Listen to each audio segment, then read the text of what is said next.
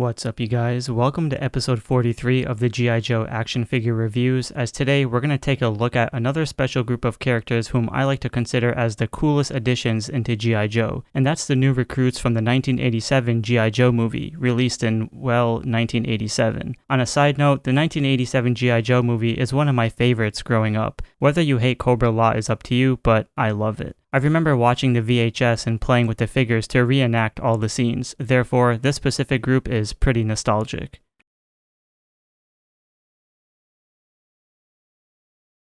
So up first, we'll take a look at Chuckles, and according to his bio, it states Chuckles had been undercover for so long that nobody is really sure who he actually works for. Once part of an insurance group, now Chuckles is a man's man. He's so conscious about being undercover that he'll volunteer for missions that nobody else wants to go on. Chuckles is likable and a great asset. He's aware of his consequences of being found out, but he's also confident of his ability to find his way out of any situation. Looking at his head sculpt, he has a poker face, which is awesome. It definitely defines the whole undercover aesthetic, as it looks like he has some bags under his eyes, and a groovy blonde hairstyle. His torso, however, is the fun part, as it not only sticks out like a sore thumb within the collection, but it's casual enough to pass as an innocent bystander. The blue half-sleeve button shirt is sculpted well, as he has an open collar with 3 big blue buttons, and the highlight of course is the floral or leaf patterns of pinks and greens to give it that Hawaiian vibe. His arms are bare, so that's unfortunate, but as you can see, he does have a brown holster strap with a removable black gun that's wrapped around his chest. His waist piece has a brown belt with some sculpting and 2 pouches, but you can closely see the buckle is a clip, so homeboy is a little vintage in his outfit. Otherwise, the waist piece is just green with the zipper sculpt. The pants are just green with minimal creases for sculpting, as the right leg has a knife within the brown sheath, and other than that, he has black boots on, in which the pants are tucked in, so that's cool.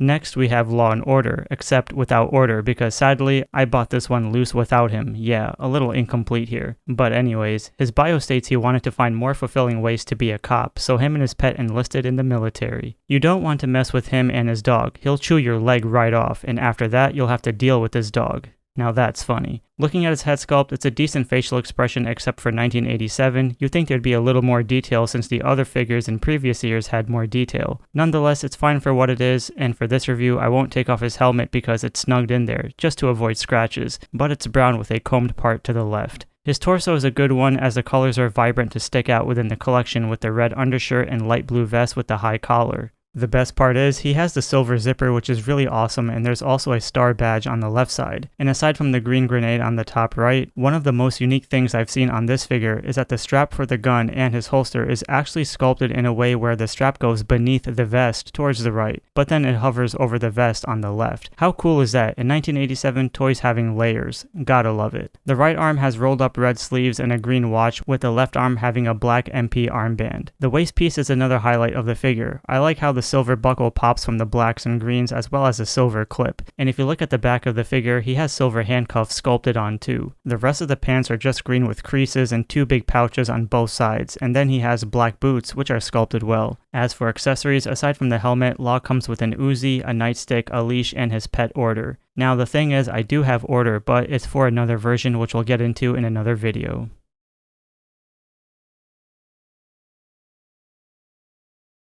Next we have Jinx. According to her bio, it states that she competed in 3 forms of martial arts from the time of being 7 up till she graduated from university. When visiting Japan, she discovered her family had been ninjas for generations and wanted to be initiated into the clan. She was later recruited by Snake Eyes to join G.I. Joe. Jinx has studied the 7 forms with the blind master, so she can see through your deception. Looking at her head sculpt, this is a badass figure. You guys know I love my ninjas, and it sucks that she barely wore this mask in the movie. However, I love the creases and folds by the top, as it shows you it's not a snug fit, but enough for aerodynamics. You can see her eyebrows and eyes, which doesn't offer much, but hey, as a ninja, that's all you need. The mask also covers the neck piece too, which is awesome. The torso has a black collar piece, as the rest of the outfit is just red with more creases and folds. She does have a black dragon logo on the left side of her chest, which thankfully mine is still in good condition, and both arms are just in red with black cuffs by the wrists, and if you look closely, you'll see her nails are also painted red. It's very subtle, but small details like this make me love collecting G.I. Joe. The waist piece has a black strap or rope with a knot in the middle, as the rest of the pants are like the arms, all red with black cuffs by the ankles. And she does have red flats on, which fits the aesthetic well. As for accessories, she comes with a backpack with 2 swords placed within them in gray, and she does come with this double-bladed weapon which I don't know how to pronounce the name, therefore I won't bother. Jinx may be a simple figure, but I love it, easily one of my favorites.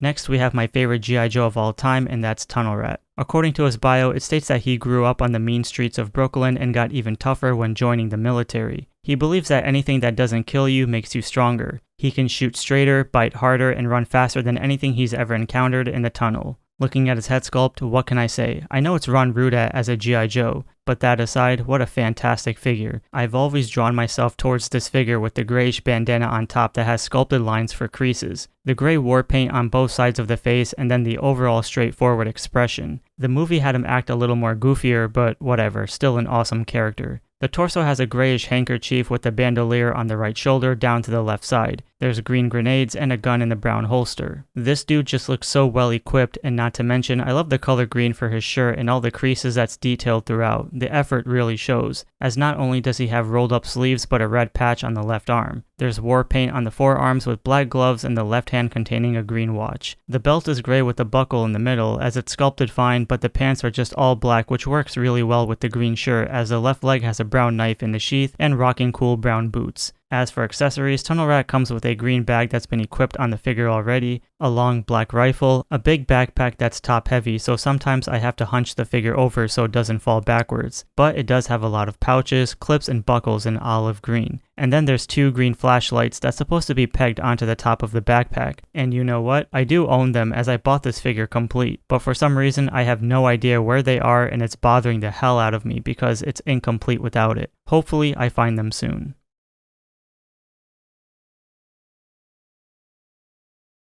Last but not least, we have the goofball Falcon, and this one is actually decent. Aside from the green beret and the patch, the face expression could have been a little bit better as it seems a bit lackluster, especially for this being an 87 figure. But the torso is cool with its green neckerchief and light greenish base straps or some kind of harness that has a communicator on the right side above the brown knife within its sheath as the left side has a gadget. The outfit is green with black camo patterns as both arms have rolled up sleeves and an emblem on the left arm as well as a watch. The belt is the same color as the straps with pouches on both sides, and there's minimal sculpting as the shirt is peeping through underneath. The pants are the same camo designs that go throughout with pouches on both sides, as there's also smaller pouches by the side of the shins. The boots are black with green spats or canvases on the top, and I think that fits the figure's aesthetic pretty well. As for accessories, Falcon comes with a black shotgun and a backpack that's sculpted really well with water canisters, clips, buckles, ropes, and more. There's also an antenna, so that explains the communicator on the chest that sticks out from the top with a black knife that can be placed on the side. Overall, in 1987, the new recruits were some of my favorite additions into G.I. Joe. Sure, they're all different and unique in their own way, but I'm glad they've at least made 5 out of the 6 characters, because Big Lob would have been a welcoming addition. But it's too bad they didn't make him in the traditional O-Ring style, but otherwise, it's a great group. So with that said, let me know in the comments below what you think about these figures, and be sure to give a like and subscribe for more reviews.